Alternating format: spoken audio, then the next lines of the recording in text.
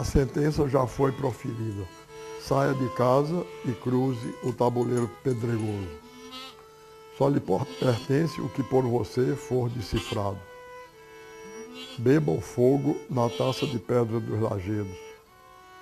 Registre as malhas e o pelo fulvo do jaguar, o pelo vermelho da sussuarana, o cacto com seus frutos estrelados. Anote o pássaro com sua flecha aurinegra e a tocha incendiada das macambiras cor de sangue. Salve o que vai perecer. O efêmero sagrado, as energias desperdiçadas, a luta sem grandeza, o heróico assassinado em segredo, o que foi marcado de estrelas. Tudo aquilo que depois de salvo e assinalado será para sempre e exclusivamente seu. Celebre a raça de reis escusos, com a coroa pingando sangue. O cavaleiro em sua busca errante, a dama com as mãos ocultas, os anjos com sua espada e o sol malhado do divino com seu gavião de ouro. Entre o sol e os cardos, entre a pedra e a estrela, você caminha no inconcebível. Por isso, mesmo sem decifrá-lo, tem que cantar o enigma da fronteira, a estranha região onde o sangue se queima aos olhos de fogo da onça malhada do divino. Faça isso sob pena de morte, mas sabendo desde já que é inútil. Quebre as cordas de prata da viola. A prisão já foi decretada. Colocaram grossas barras e correntes ferrujosas na cadeia. Ergueram o patíbulo com madeira nova e afiaram o gume do machado. O estigma permanece. O silêncio queima o veneno das serpentes e, no campo de sono ensanguentado, arde em brasa o sonho perdido, tentando em vão reedificar seus dias para sempre destroçados.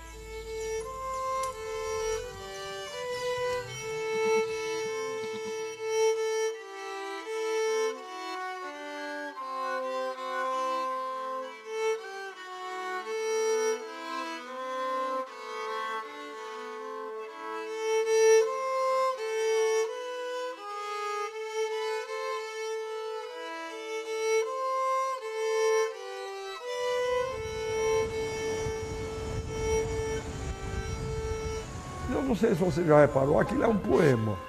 Aquilo é um poema. E eu escrevi aquele poema consciente do que estava escrevendo. Quer dizer, até o ponto em que a gente é consciente.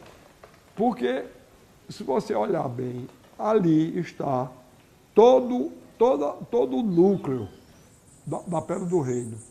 Tá certo? Então, aquilo ali, para mim, é o capítulo mais importante da Pedra do Reino.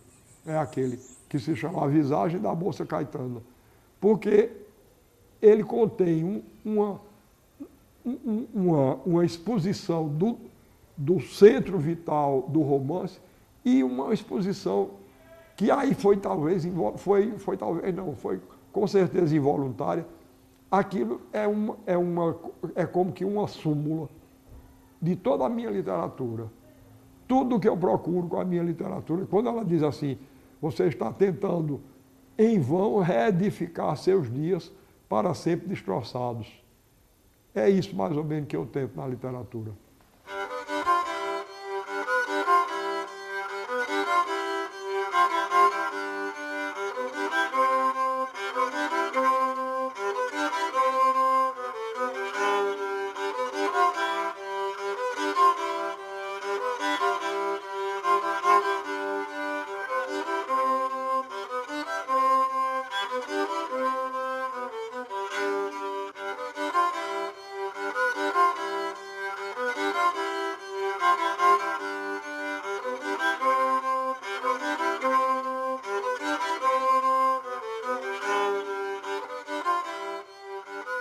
Meus irmãos eram homens, eram 4, comigo 5 homens. O primeiro chamava-se Saulo, o segundo chama-se João, o terceiro chamava-se Lucas, o quarto chama-se Marcos. Por esse motivo, pensou-se em me colocar o nome de Mateus, que é outro dos evangelistas. E depois, um nome do qual eu gosto muito, Pedro. Me chamei durante alguns dias Pedro. Acho que saiu até a notícia no jornal, meu nome como Pedro. Depois meu pai se fixou na escolha de Ariano, que é o nome de um santo quase desconhecido, não, acho que é obscuro e desconhecido. Ele foi um funcionário elevado na administração do Egito e converteu-se ao cristianismo, motivo pelo qual foi martirizado. O Suassuna veio nas águas do movimento nativista que deu origem à independência do Brasil. A família do meu bisavô é originária de um engenho chamado Suassuna, o engenho Suassuna, aqui em Pernambuco. E o ramo da nossa família, que era desse engenho, era chamado os Suassunas por causa do engenho, mas era um apelido, uma alcunha. Mas o meu bisavô adotou como nome.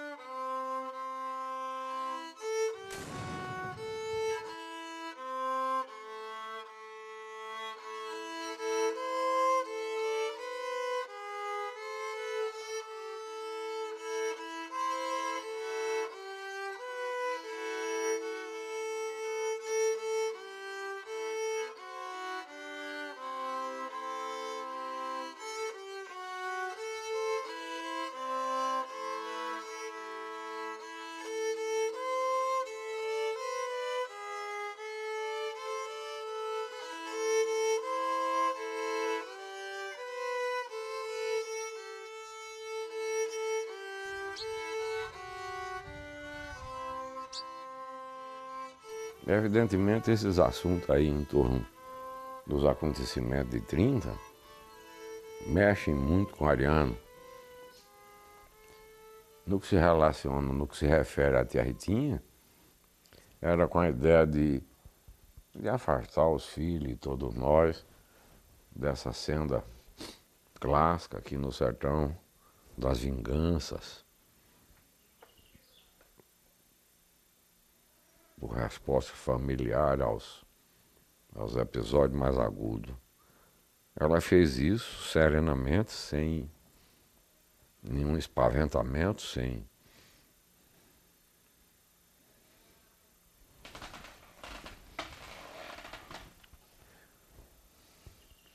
na minha conta teve a verdadeira coragem, na ânsia de proteger os filhos e os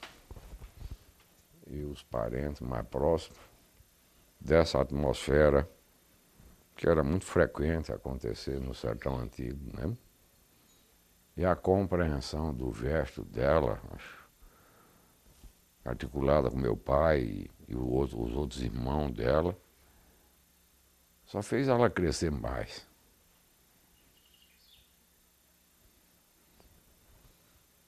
Na minha admiração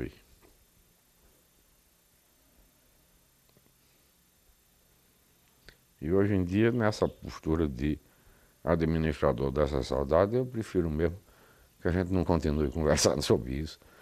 Tá certo?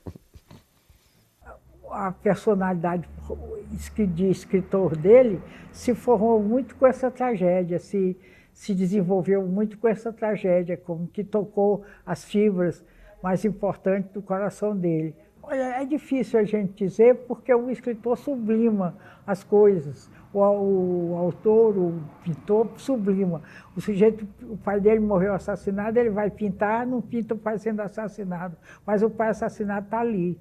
De forma que essa tragédia da família do Ariano deve ter refletido muito na literatura dele. Nos livros ele é ele, mas ele é também o fruto de todo o ambiente onde ele se criou e do qual foi vítima. Por isso que quando eu analisei a poesia dele, o título O Pai, o Exílio e o Reino, eu procurei, na leitura que eu faço dos poemas, são os 3 temas predominantes, né? O pai, quer dizer, a morte do pai e a ausência do pai. O exílio, porque na verdade você tem um escritor que sai do sertão e vai para a cidade grande, e o mundo literário dele, o universo literário dele é o sertão, então ele está exilado, né? Esse exílio também é o exílio nosso, ele tem uma visão cristã do mundo, então o próprio exílio do homem aqui, né, nessa passagem efêmera sobre a terra. E o reino, porque existe sempre aquela perspectiva de redenção, né? Esse reino tanto é o reino da infância, o reino da Acauã, como é também a perspectiva de um reino futuro, em que ele talvez se reencontrasse com o pai.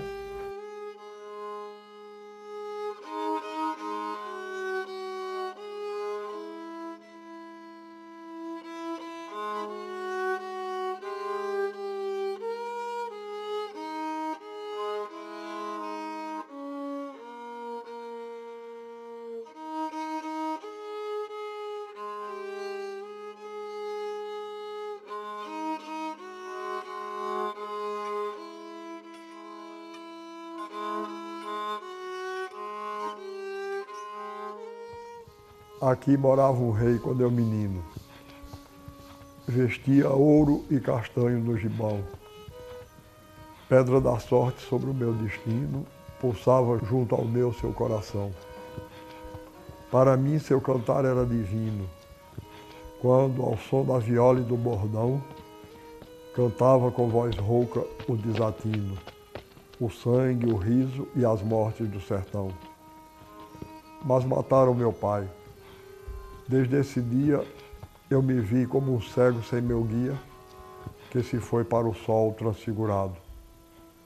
Sua efígie me queima, eu sou a presa, ele a brasa que impele ao fogo acesa, espada de ouro em pasto ensanguentado.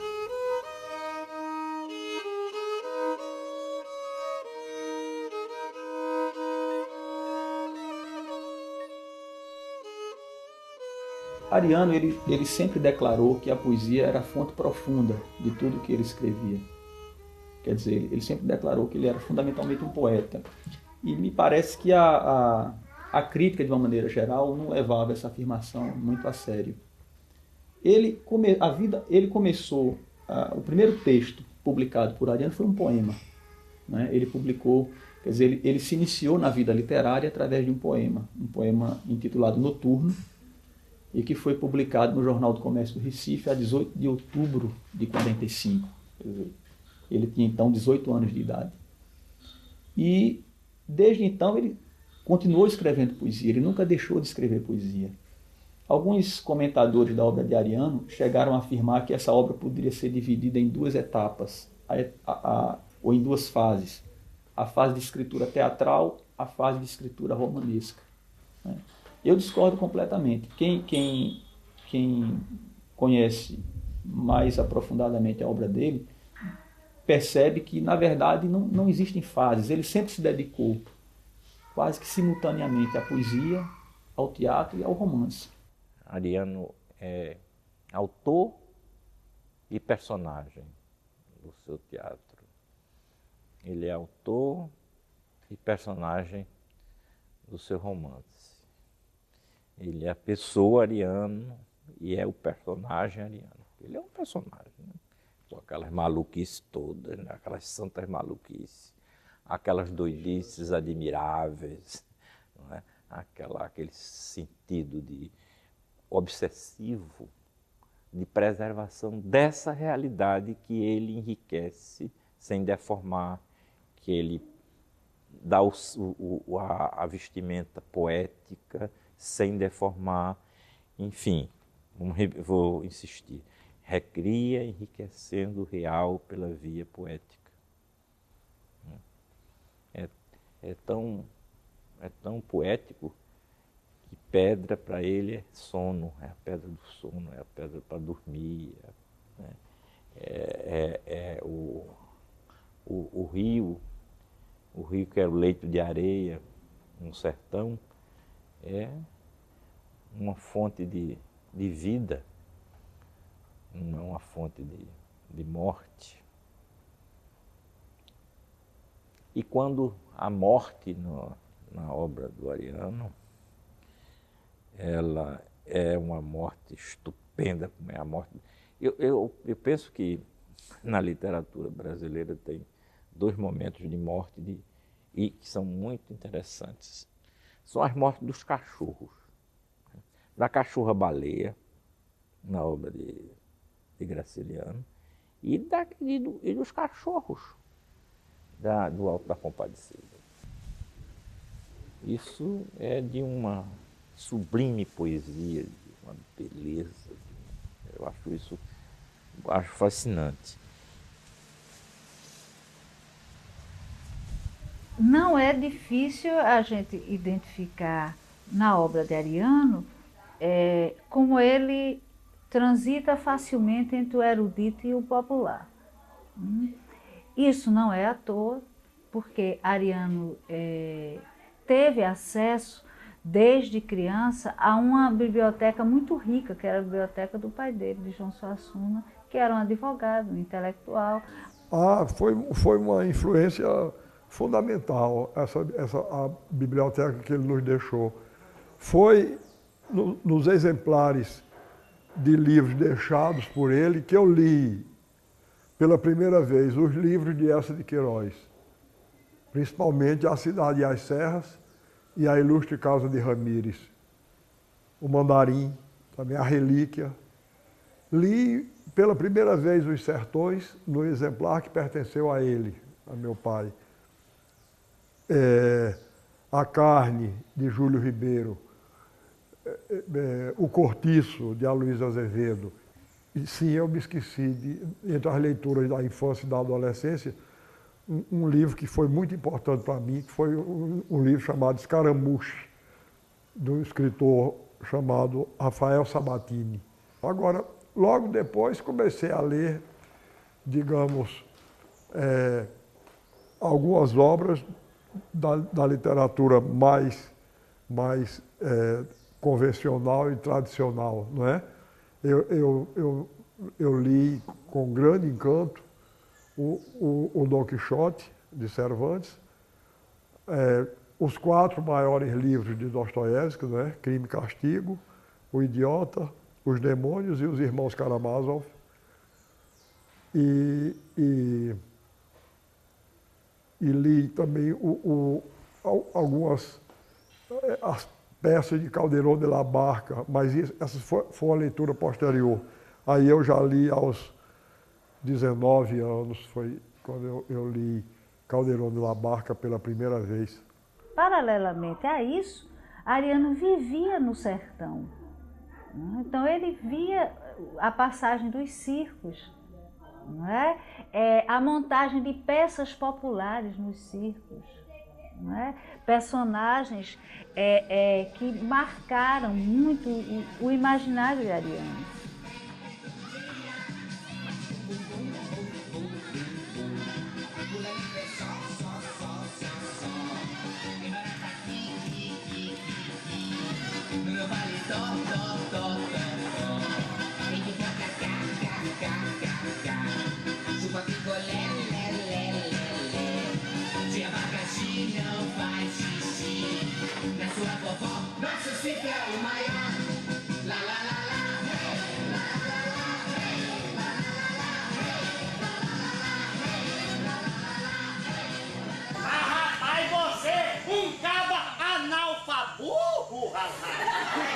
Tanta escola pública que tem neste Brasil. Primeiro analfabeto, depois escola pública. Pública. Aliás, Gregório desempenhou um papel muito importante na minha vida, não é? Ele era o grande palhaço do circo Stringini, que era o circo que ia lá a Taperoá.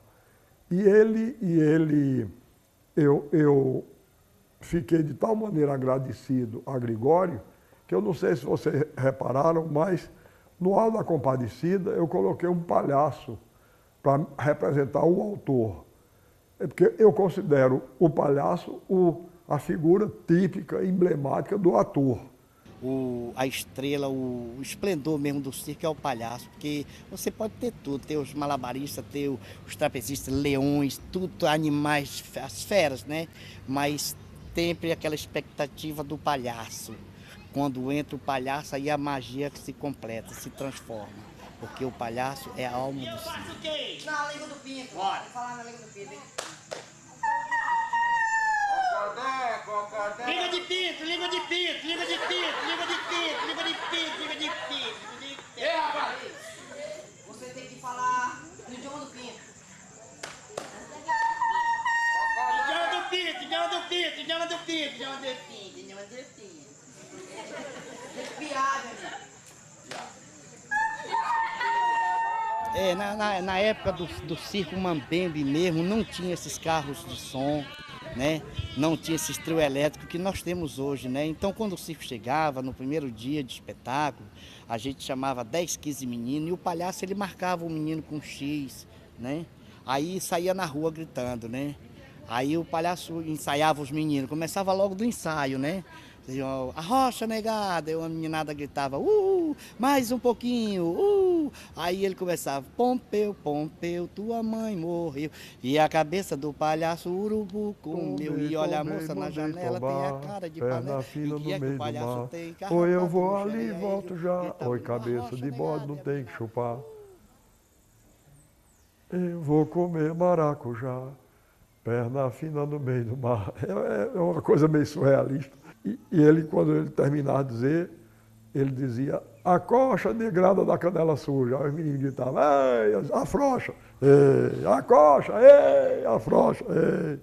Então eu cheguei a identificar esses três arquétipos que informam esse personagem, que são o profeta, o palhaço e o rei. No meu entender, essas três dimensões, elas pulsam simultaneamente na vida e na obra de Ariano, na vida e nas ideias dele.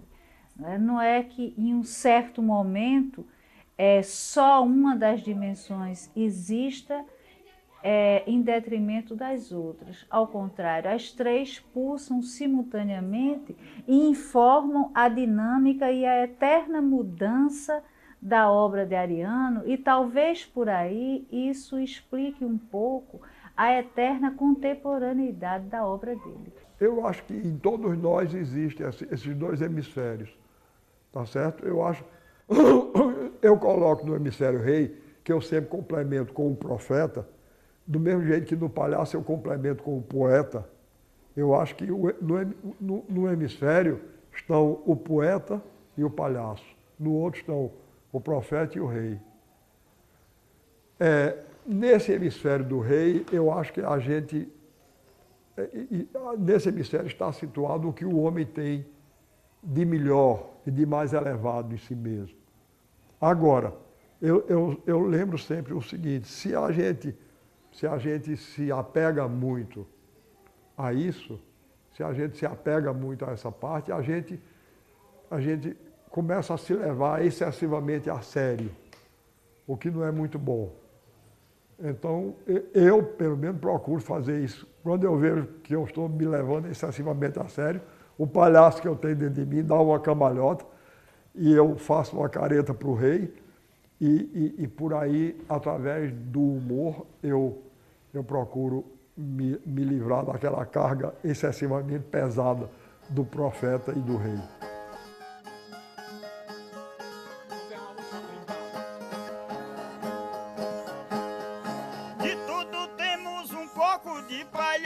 De cientista, de professor, jornalista, de saibastista e de louco, veneciano e barroco, de rei, mendigo e profeta. A sua rima completa a beleza do seu cântico, apaixonado e romântico, assim é todo poeta. De pescador e vaqueiro, de eleitor e político, de analista e de crítico, de crente e de cachaceiro, de santo, de macumbeiro, de turista e vendedor, humorista e escritor, cangaceiro e tangerino, adulto, velho e menino.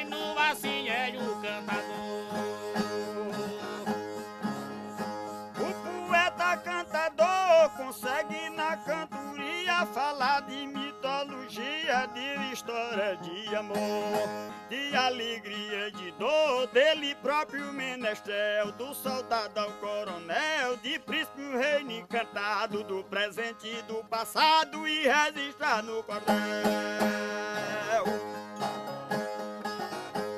Cordel na alma da gente é história, sentimento, fonte de conhecimento que vive sempre presente. Raio de luz reluzente, folclore e literatura, é ciência e é cultura, jornalismo, educação. Pra quem quer informação, o cordel também é cultura.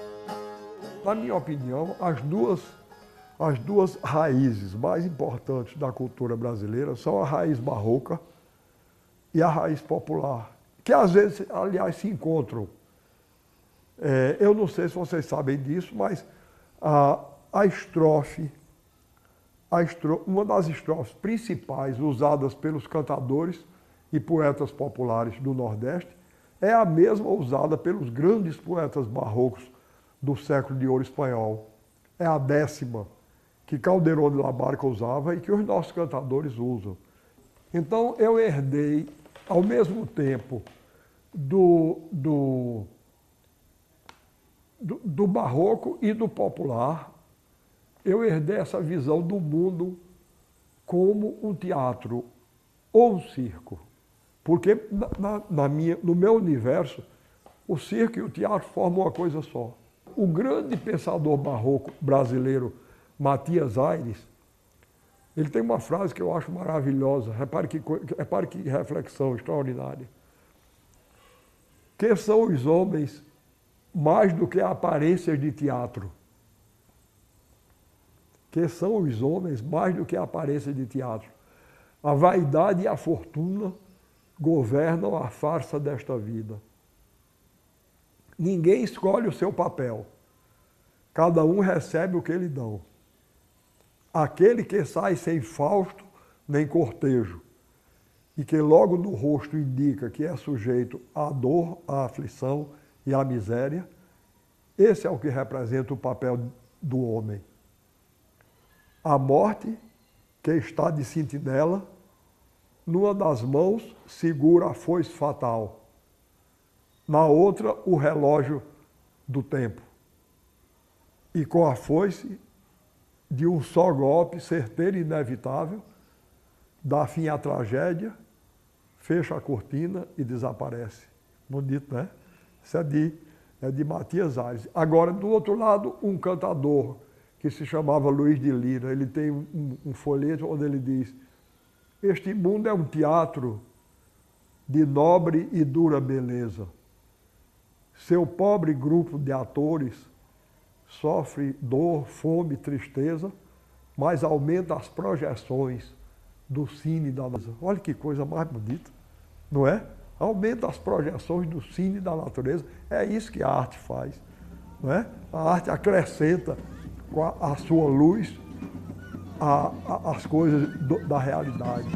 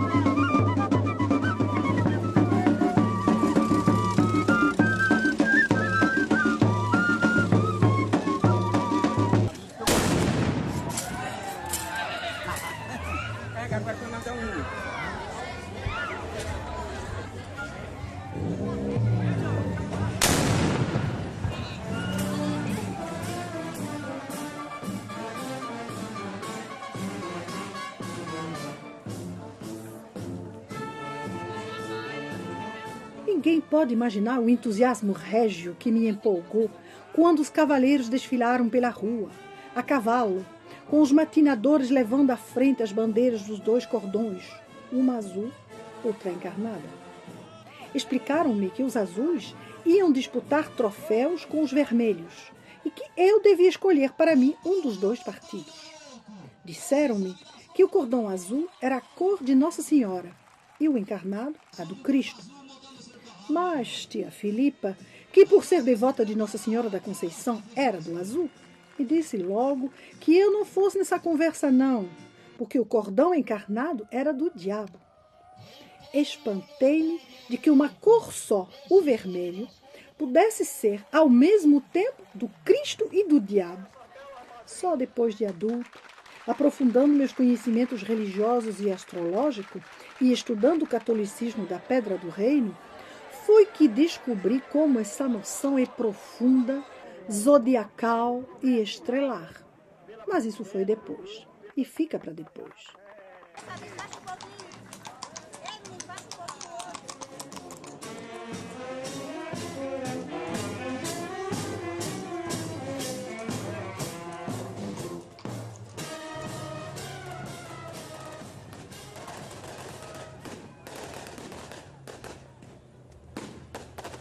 Olhe, eu na década de 50, eu tentei escrever uma biografia de meu pai, mas não consegui levar adiante. E eu cheguei a tentar, ia se chamar Vida do Cavaleiro, Vida do Presidente Suassuna, Cavaleiro Sertanejo. Era o título da biografia que eu ia fazer dele. Mas aí eu não consegui. Aí eu tentei escrever um longo poema sobre ele. Chamava-se Cantar do Potro Castanho, mas eu também não consegui, já dava um distanciamento maior, aí eu deixei aquilo para lá e pouco tempo depois eu comecei a tomar as primeiras notas para aquilo que seria depois o Romance da Pedra do Reino.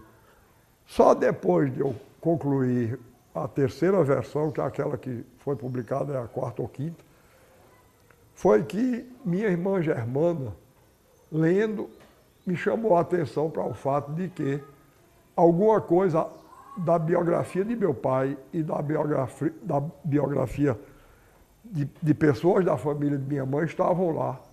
Eu então, aí alertado por ela, eu vi que ela tinha razão, eu acentuei um pouco, de maneira que não é que os Quadernos sejam os Suassuna, não é que os Garcia Barreto sejam os Dantas de lá, mas eles têm alguma coisa das 2 famílias.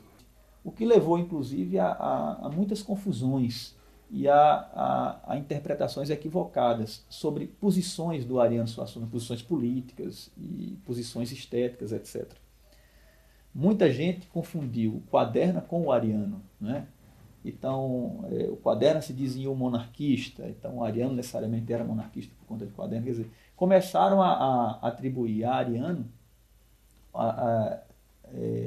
começaram a dizer que as opiniões de Quaderna, os gostos literários de Quaderna, os gostos estéticos, começaram a confundir essas opiniões de Quaderna com as opiniões de Ariano. Na verdade, Quaderna tem muito de Ariano? Tem. Né?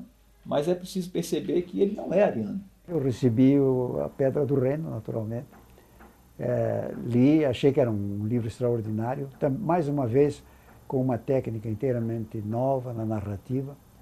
E o fundo historiográfico que o livro tinha, que também é uma novidade no Brasil, porque o chamado romance histórico no Brasil, em geral, é um romance jornalístico, né? O autor conta os fatos, apresenta os personagens, mas aquilo é uma coisa muito superficial. Ao passo que o Ariano Suassuna inventou um estilo metafórico para descrever fatos reais. E, portanto, ele transportou aqueles acontecimentos da política paraibana e pernambucana para um plano altamente literário, inclusive com grandes discussões teóricas, a menção de livros realmente existentes. O livro todo é construído, então, nesses 2 planos, o realismo mágico e o realismo propriamente dito. O sertão e a ideia do sertão. O sertanejo, não o sertanejo que cuida do gado no campo, mas o sertanejo como político, como intelectual, porque há 2 intelectuais, ou 3, de grande importância no volume. E o milagre, se é milagre, é que ele tenha conseguido homogeneizar esses diversos elementos que são contraditórios num texto único, num texto realmente coerente e de grande equilíbrio interno. O romance da Pedra do Reino, ele é um romance todo ilustrado. Aquelas ilustrações são ilustrações do Ariano, que ele atribui a um personagem do romance, que é irmão do Quaderno, o Taparica Quaderno, irmão do Pedro Quaderno, que é um gravador popular. E aquelas gravuras, elas fazem parte da narrativa. O Quaderno, ao longo do romance da Pedra do Reino, ele vai prestando um depoimento ao juiz corregedor. E no decorrer desse depoimento, ele procura lançar a mão das gravuras para corroborar as suas opiniões, as suas afirmações. Então ele pede para que os desenhos, as gravuras, sejam anexadas, né? As gravuras sejam anexadas aos autos do processo. Então há uma intenção explícita aí de complementação, né? do universo literário com o universo pictórico. Agora, em mim, eu continuo a ser um escritor que ilustra os seus trabalhos, porque se você me mandar fazer um desenho, eu não sei fazer, não. Em mim o desenho surge da imagem literária. Uma das qualidades maiores do Ariano como escritor é a autenticidade dele como escritor brasileiro da língua portuguesa. Ele manobra a língua, ele maneja a língua com a graça, com a facilidade e com conhecimento profundo. Você lendo o Ariano, você está vendo um pernambucano falar, um cearense falar, é um nordestino perfeito. Olha, para nós, acho tanto para Ariano como para mim, o sertão é a pátria. A gente, onde a gente nasceu, o que a gente ama, da qual a gente se orgulha, ou fica danado quando as coisas não dão certo, é o sertão. É a pátria comum, é a noção de pátria reduzida. Em vez de ser o Brasil, esse Brasilzão todo, na verdade nós somos nordestinos.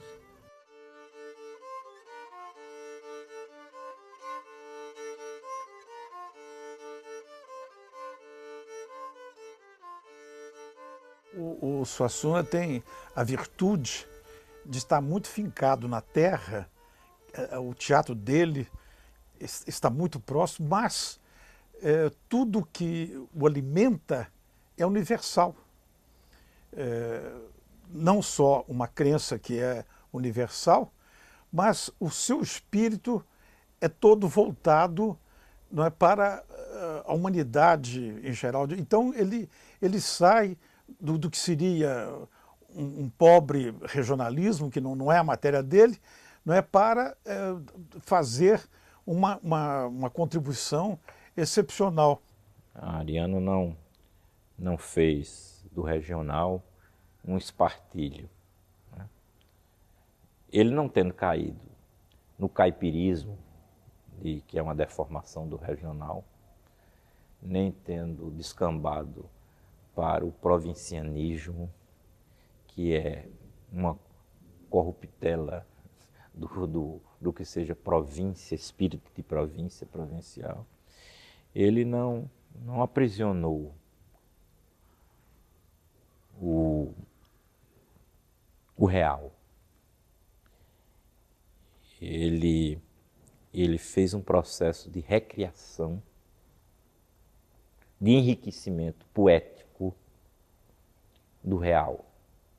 Então é preciso cuidado com a palavra regionalista, no sentido de não torná-la estreita demais. É preciso distinguir, então, um regionalismo muito mais amplo, um regionalismo de ideias, que é o caso do Suassuna, e um regionalismo de observação, por assim dizer, geográfica ou climática, ou o que for, não é?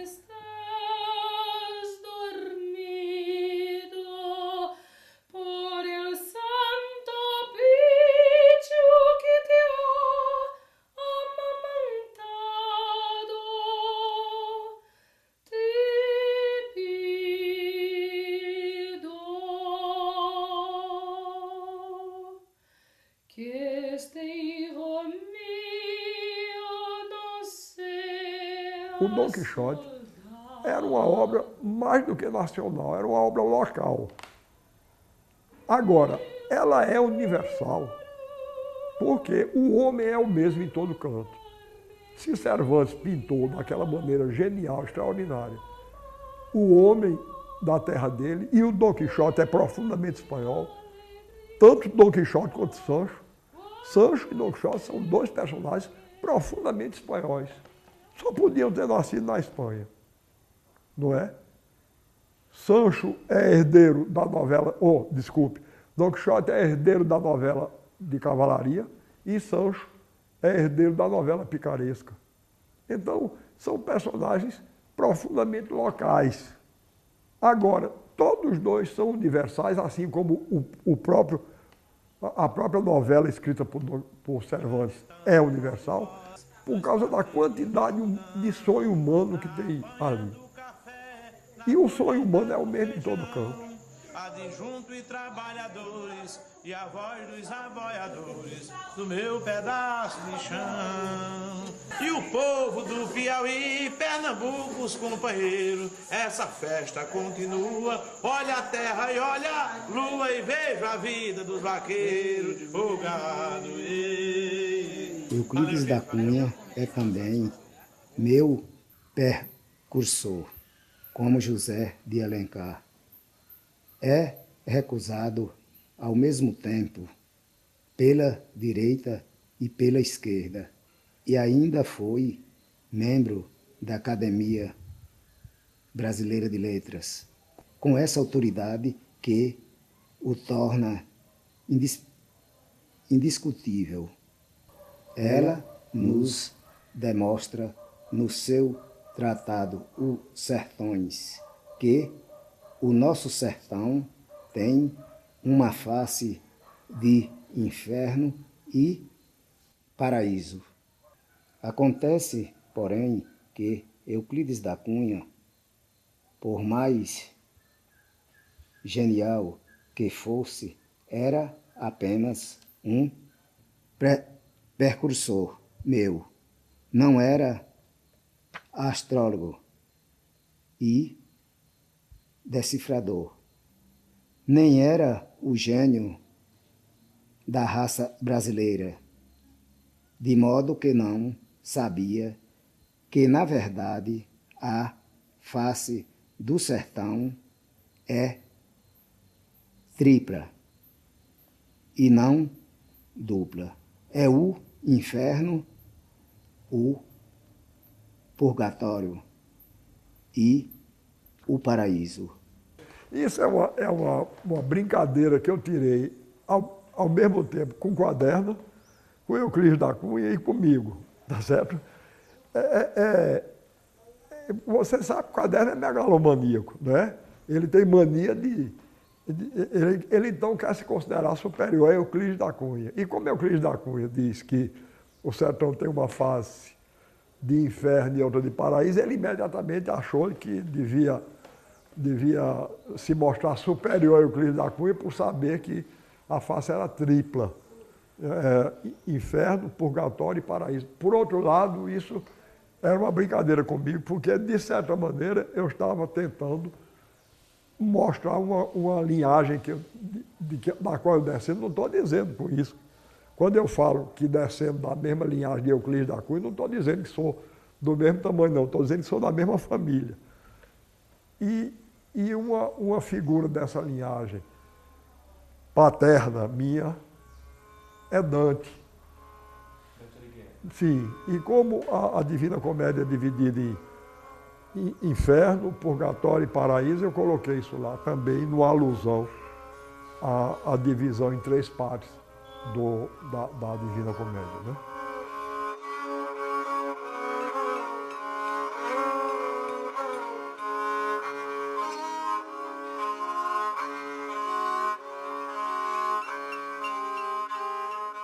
Eu parto sempre, para a minha análise do processo histórico brasileiro, eu parto da distinção do Machado de Assis entre o Brasil oficial e o Brasil real.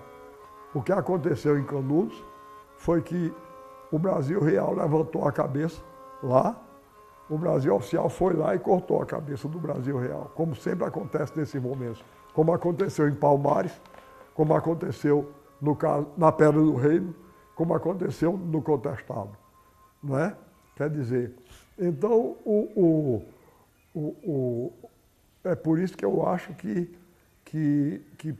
o episódio de Canudos é tão significativo, porque ainda hoje, mesmo sem ser nos arraiais do campo, quando eu vejo no cinema ou na televisão a polícia cercando as favelas nas grandes cidades brasileiras, eu vejo nas favelas outros tantos arraiais de Canudos, que estão lá com todas as suas qualidades e todos os seus defeitos. Mas é o Brasil Real que está ali e o Brasil Oficial que está cercando. Então, eu considero o movimento de Canudos como símbolo e como emblema a coisa mais importante que aconteceu. Se você não entender Canudos, você não entende o Brasil. E mais ainda, você não entende nem o que está se passando no mundo. Porque cada um de nós, todos nós brasileiros privilegiados, brancos e poderosos, nós pertencemos ao Brasil Oficial, a gente queira ou não queira. A gente pode nascer no Brasil Oficial e ser formado por ele, como Euclides da Cunha foi, como eu fui. E pode tomar o partido do Brasil Real, como ele tomou e eu tomo. Mas o Brasil Real é o do povo pobre. Então, você na sua casa, você tem na cozinha, no lavador ou no jardim, você tem pequenos arraiais de Canudos. De maneira que é preciso a gente ter muito cuidado. Quando, na casa de qualquer um de nós, um brasileiro branco, rico e poderoso oprime uma empregada doméstica negra e pobre, é o Brasil Oficial que está oprimindo e explorando o Brasil Real.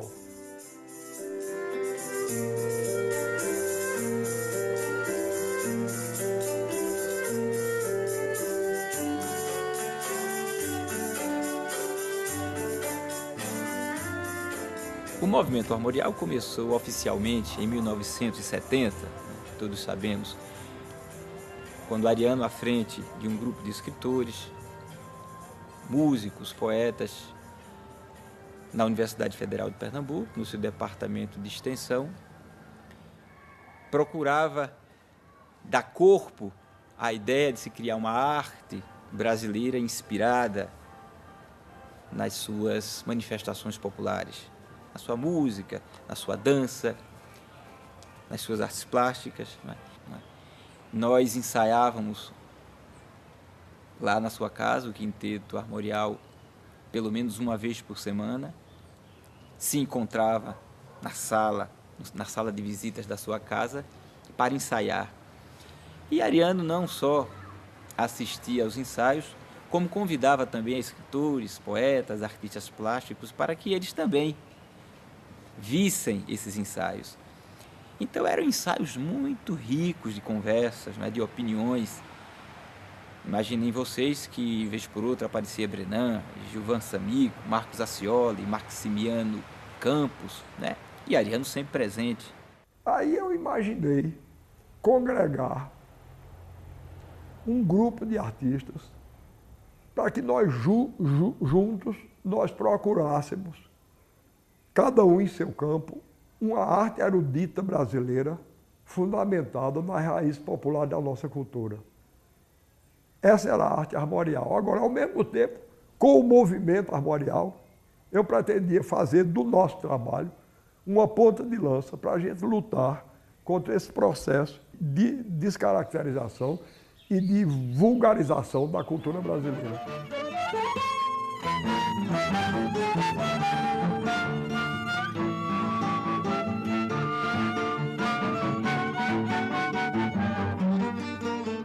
Eu acho que a música armorial é um momento precioso no Brasil, em que nós começamos a pensar realmente o Brasil como uma proposta nova de cultura. Naturalmente que quem ouve a música armorial diz: ah, mas essa é a música do livro do Suassuna. Quem lê o Suassuna diz: ah, a música do Quinteto Armorial está aqui dentro, né? Eu acho que está como o núcleo está. Né? O núcleo está em muitas, né, manifestações artísticas, até na pintura, nas estilogravuras. Né? Eu acho que está a musicalidade que tem na obra de Ariano Suassuna, né? De certa forma existe na música do Quinteto Armorial. Né? E cada vez mais eu tenho notado que a literatura de Ariano, ele tenta, né, acrescentar e chegar mais perto de um espírito musical. Né? E na literatura, a forma de expressão que mais perto chega da música é a poesia.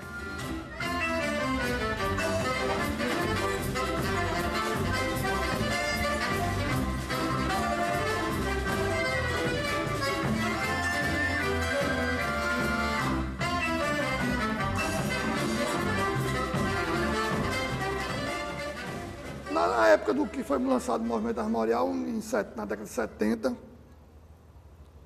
nós éramos muito pequenos. Os que hoje, o mais velho, talvez, entre nós que segue com essa linha do movimento armorial era Antônio Nóbrega, né? E Madureira. Agora, por exemplo, eu, Romero de Andrade Lima, Carlos Newton Júnior, nós hoje pegamos a estética armorial e interpretamos da nossa forma. Para mim, eu não vou para o armorial vai para onde eu for, entendeu? Eu vejo desse jeito. Se eu for para um lado, ele vai comigo, entendeu? Tão natural é essa linha de absorção que eu tenho, né? Porque tudo que que eu fui absorvendo através dos anos, agora está saindo, né? Com a maturidade, né?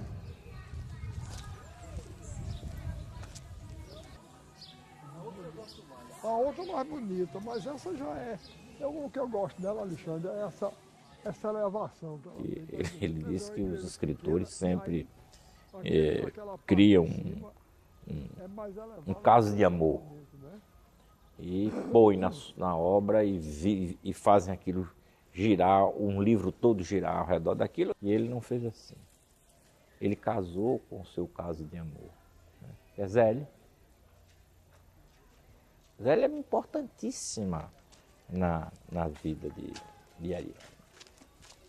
É a retaguarda. Ele, como um bom cangaceiro que é, ele sabe o que importa uma retaguarda. E Zélia é a retaguarda dele. A retaguarda para a retirada, a retaguarda para ter tranquilidade no avançar, a retaguarda que cuida, movimenta a família e preserva o Ariano.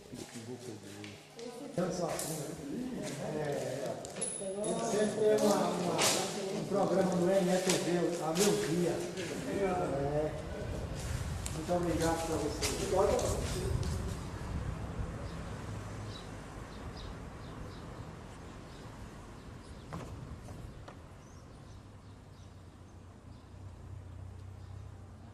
Por exemplo, a reação dele quando foi ao Palácio do Governo, em João Pessoa. Às vezes ele foi entrar no palácio, e estava de manga de camisa. Né? O guarda o impediu. O senhor não pode entrar aqui sem gravata e sem paletó. Ele disse, bobagem, meu filho. Eu já dei até nura aqui. Veja como ele respondeu. Não mencionou o pai, o caminho que ele fez. Veja bem, a gente daqui, a reunião acho que foi aqui. Agora daqui a gente saiu. Foi aqui. Agora depois daqui a gente saiu para um lugar onde tinha um vão assim com a escada e a gente passou e tinha uns retratos. Inclusive tem o retrato do meu pai. Tem uma passagem assim onde tem uma coisa circular assim, que a gente passa e tem retratos também.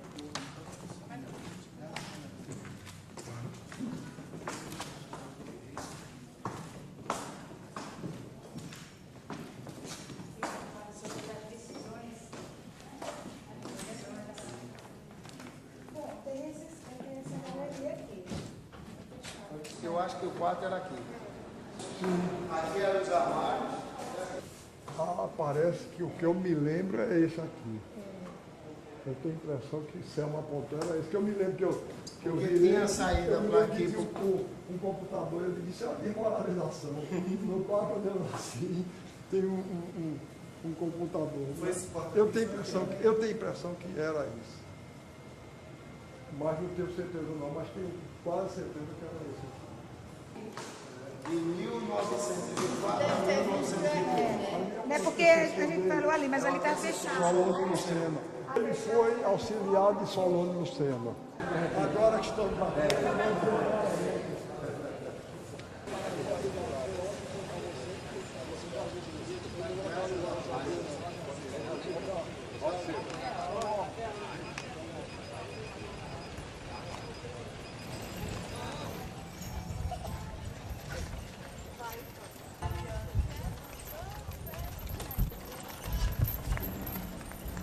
O universo ficcional de Ariano, ele gira, quase todo ele gira em torno de Taperoá, né?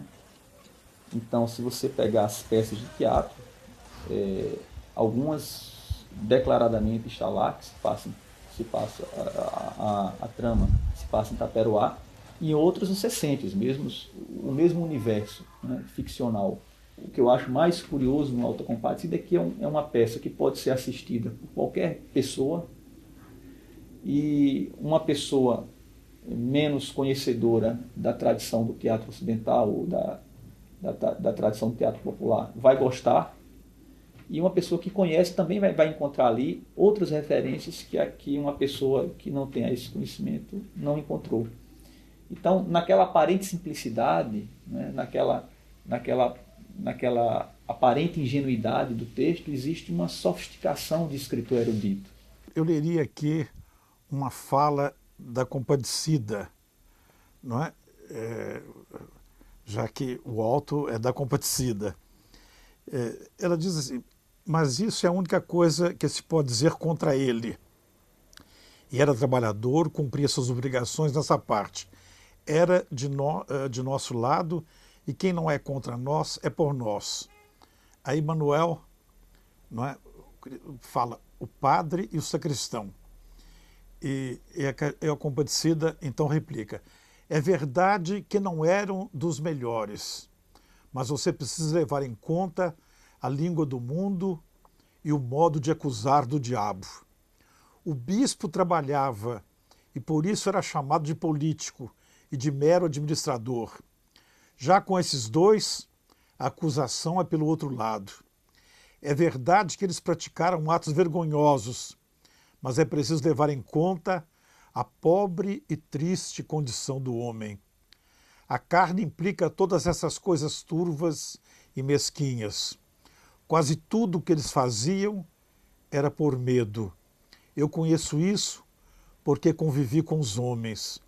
Começam com medo, coitados, e terminam por fazer o que não presta, quase sem querer. É o medo. Eu acho uma fala assim, muito expressiva, não é, do pensamento doriano.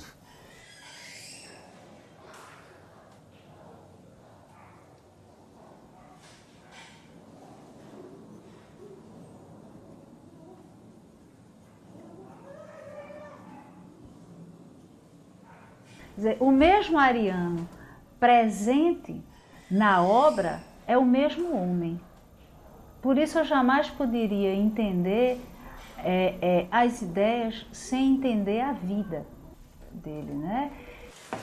Quem convive com Ariano no dia a dia percebe uma total coerência entre as duas dimensões.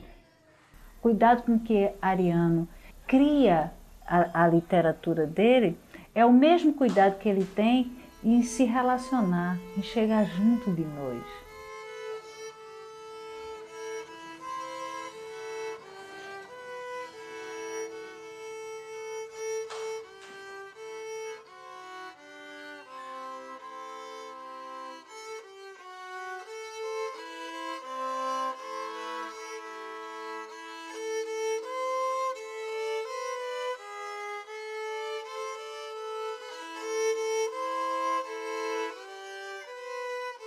Então, eu me lembrei que os manuscritos medievais do Apocalipse, nos manuscritos medievais do Apocalipse, o artista juntava texto e ilustração. E eles chamavam iluminuras. Aí, como a minha gravura é um misto de iluminura, eu procurei fundir a iluminura medieval com a gravura popular nordestina e com os processos modernos de gravar pela luz. Então eu chamei iluminogravura. E foi daí que hoje eu faço dois tipos, a estilogravura em preto e branco e a iluminogravura que é em cor. Este chama-se Abertura sob pele de ovelha. Você percebe aqui nos títulos, no título, o alfabeto armorial, o alfabeto sertanejo, feito a partir dos ferros de marcar bois. Você vai perceber que essa ilustração ela é toda baseada no universo pictórico da pré-história brasileira. Alguns desses desenhos são identificáveis. Esses dois, por exemplo, estão na Pedra do Ingá, este que lembra uma espécie de cacto e este que lembra um candelabro. Então você tem sóis, luas, né, frutos, e estrelas, né? E aqui o poema que eu vou ler, o belo soneto que está aqui. Falso profeta, insone, extraviado, vivo cego a sondar o indecifrável. E já guarda a sibila inevitável, meu sangue traça a rota deste fado. Eu, forçado a ascender, eu mutilado, busco a estrela que chama inapelável. E a pulsação do ser, fera indomável, arde ao sol do meu pasto incendiado. Por sobre a dor, a sarça do espinheiro, que acende o estranho sol, o sangue do ser, transforma o sangue em candelabro e veiro. Por isso não vou nunca envelhecer. Com meu cantar, supero o desespero. Sou contra a morte e nunca hei de morrer.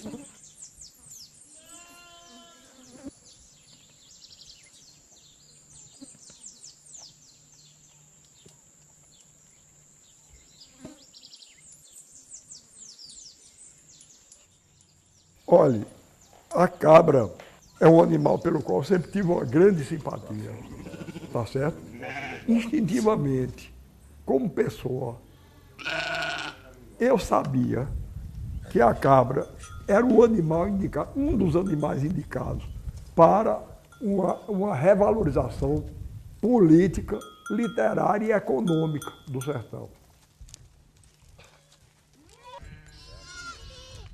Quando meu primo Manelito Dantas Vilar, Manuel Dantas Vilar Filho, quando ele recebeu a fazenda Carnaúba, ele sabendo desse meu entusiasmo, e ele também tinha, ele me chamou para nós dois juntos fazermos uma criação de cabra.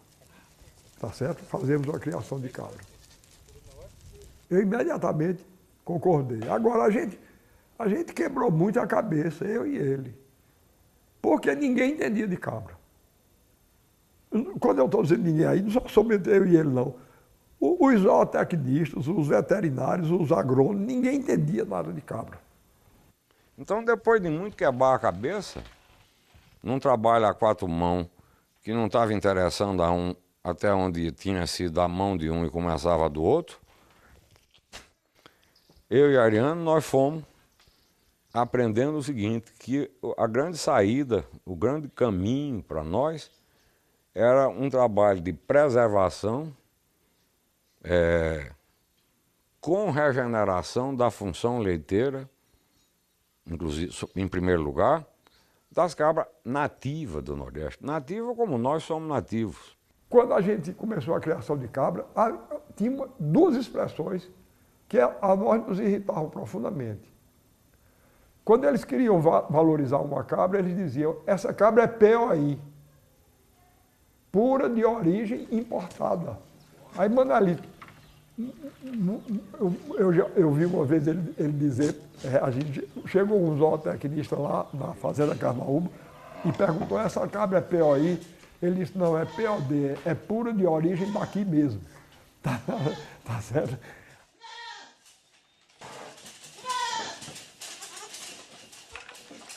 Achei até muito bom da última vez que ele esteve por aqui.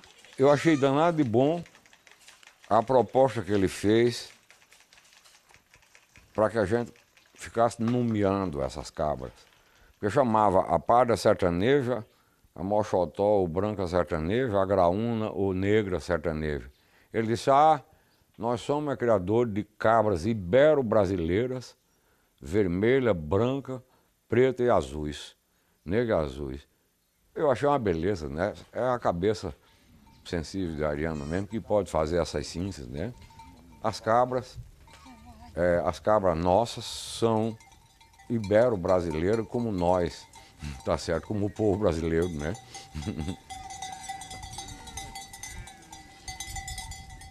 E você vai ver que tudo o que eu estou dizendo a respeito da minha literatura tem a ver com cabra. Do mesmo jeito que tudo que eu digo com cabra, a respeito de cabra, tem a ver com o resto do meu universo. No meu caso, quando eu escrevi o Alto da Compadecida, me baseei em folhetos cujas versões orais tinham vindo para cá desde o século XVI, do mesmo jeito que as nossas cabras. Então, o cantador, os grandes cantadores, como Dimas Batista, Francisco Romano do Teixeira, Inácio da Catingueira, não é? Eles são a mesma coisa na literatura que a cabra gurgué, a cabra graúna. Inácio da Catingueira era, inclusive, negro, como as cabras graúnas. Está entendendo? Francisco Romano era pardo, como as gurguéias. Tá certo? Então, essa literatura que o pessoal não dá importância. Eu dei importância, desde o começo da minha vida de escritor, eu dei importância do mesmo jeito que dei importância à cabra nativa.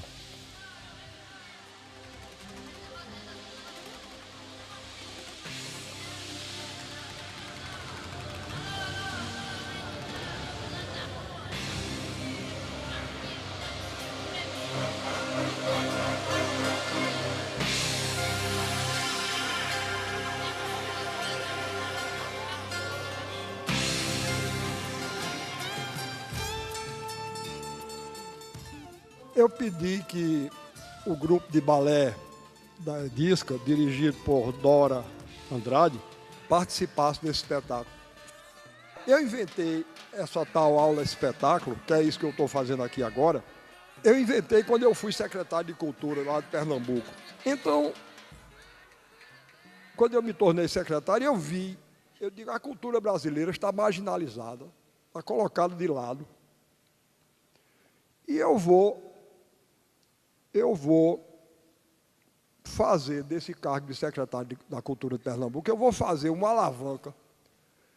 Eu vou ver se eu consigo deflagrar no Brasil inteiro uma discussão sobre a cultura brasileira, para trazê-la de novo para o centro do palco, que era um lugar onde ela nunca devia ter saído.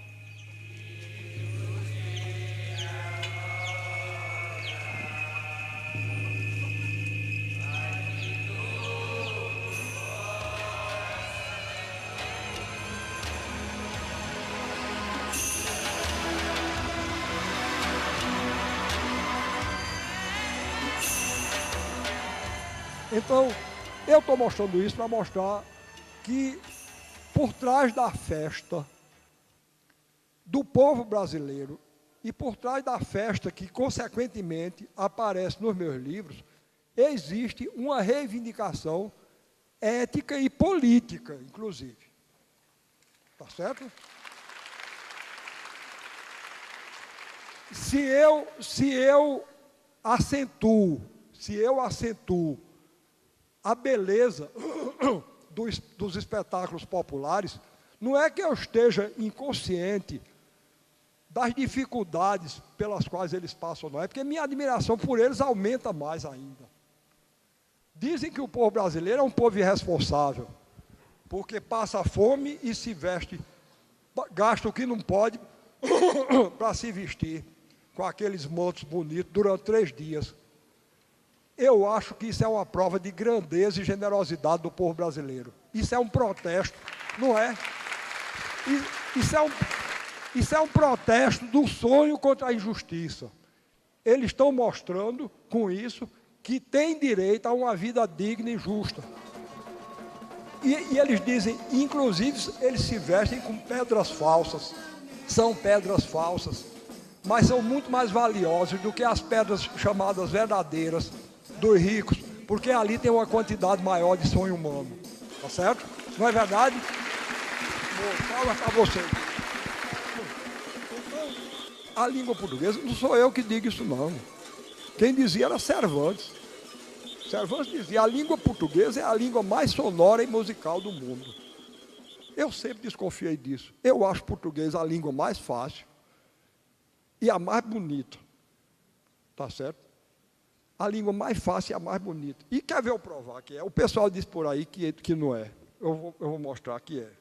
Repara uma coisa. Está aqui. Se eu pegar o analfabeto mais ignorante de Fortaleza, eu mostrar isso a ele, ele diz, eu digo o que é isso? Ele diz, é um livro. Mas se for em inglês, não é. É book. Olha que coisa horrível. E se escreve book. Não é? Estão conversando? Isso é uma conversa. Olha book. E escreve book. Que língua horrorosa. Eu já disse isso várias vezes na Alemanha. Se eu nascesse na Alemanha, eu era mudo. Porque aquela língua eu não aprendia, não. Tá certo? Deus me livre e guarde de nascer no lugar daquele. Deus sabe o que faz. Foi ótimo fazer eu nascer aqui. Era o único jeito de eu falar. Porque era a única língua que eu aprendia. Mas bem, eu digo isso porque eu estou preocupado. Eu estou preocupado com a invasão que a língua portuguesa está sofrendo. Está uma coisa demais. É palavra em inglês para todo canto. Depois eu reconheço, eu já estou ficando. O pessoal diz que eu sou radical. Eu sou mesmo. Eu reconheço, eu sou radical porque estão radicalizando demais para o lado de lá. Não é? Aí eu radicalizo para o outro lado para ver se chega pelo menos no meio termo, descendo.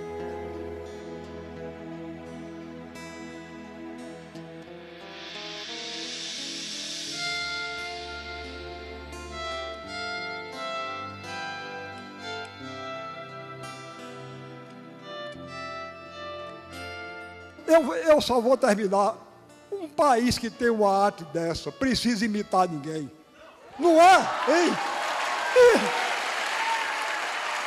Pronto, quando Dora faz um espetáculo como esse, então ela está indicando também um caminho político para o país. Isso aí, é isso aí. Eu estou acabando. Essa aqui, eu fiquei com essa junto, porque essa para mim é um símbolo, tá certo? Essa aqui é um símbolo. Porque, veja bem, eu já estou mais para lá do que para cá. Eu fui formado no Brasil Oficial, queira ou não queira. Eu sei que eu já estou perto, mas uma figurinha como essa, tá certo? Isso é um símbolo, esse espetáculo é o símbolo do que o Brasil pode ser, do que o Brasil deve ser, do que o Brasil vai ser. Tá certo? Vai ser.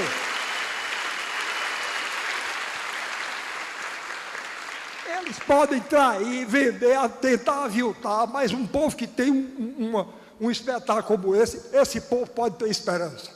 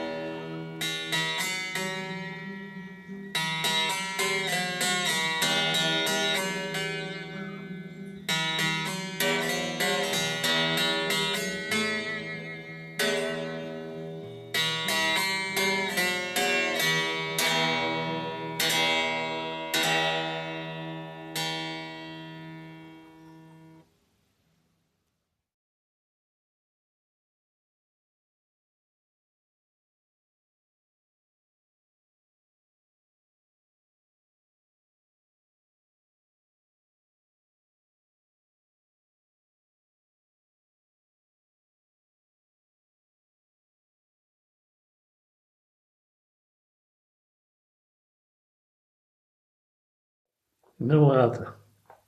Ela agora está morta. Eu não sei mais se está mesmo apaixonado por ela naquele tempo. Olha esse verso. Era a paixão que não derrubava as outras. Eu sei que acrescentava as outras. Não tomava lugar nenhum ao outro. Talvez estivesse mesmo apaixonado por ela e acho que ela respondia com a paixão igual a minha. Pelo menos no dia que ficou guardando como velha relação. Um dia que nunca se transformou numa data, que se perdeu num mês qualquer, um ano cada vez mais remoto e preciso. Um dia nítido e lentamente, insituável, um tempo que se perdeu completamente. Penso nela de repente, dança de lágrimas, que procura uma terça para dizer que é livre de ela na esquerda. Não interrompa o exercício, pensamento passa. Pensamento é a mesma coisa toda.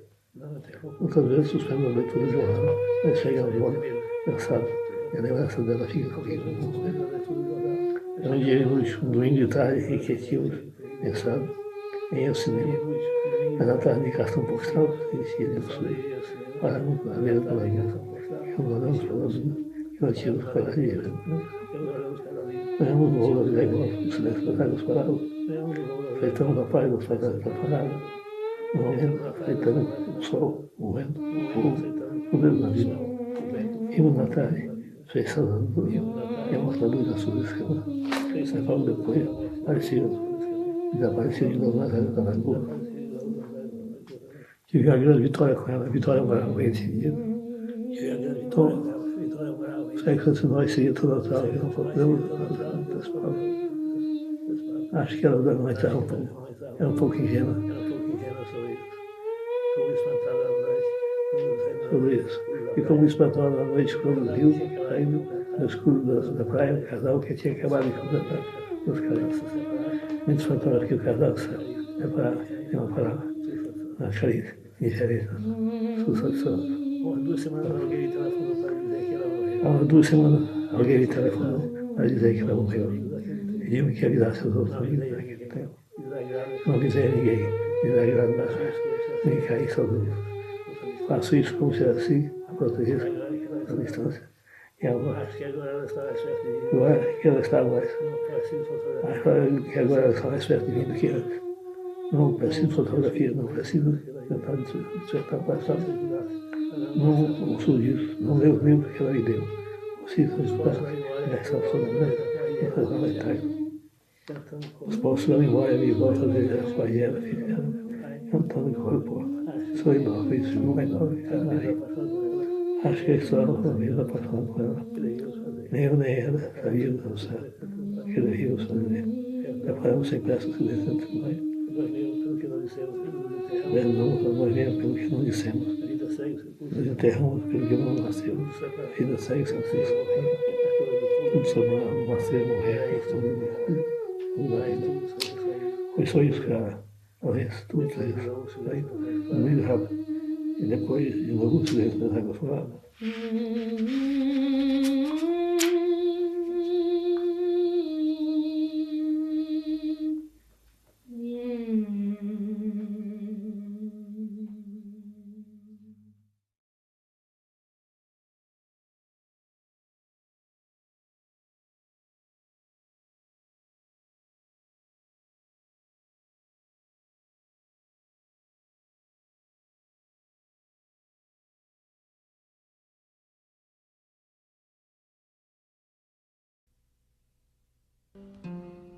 Meu anjo da guarda, eu quero saber do dia e da hora que eu é de morrer.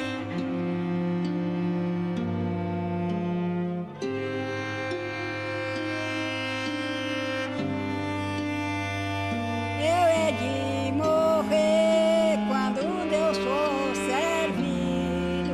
O meu anjo da guarda, meu Jesus.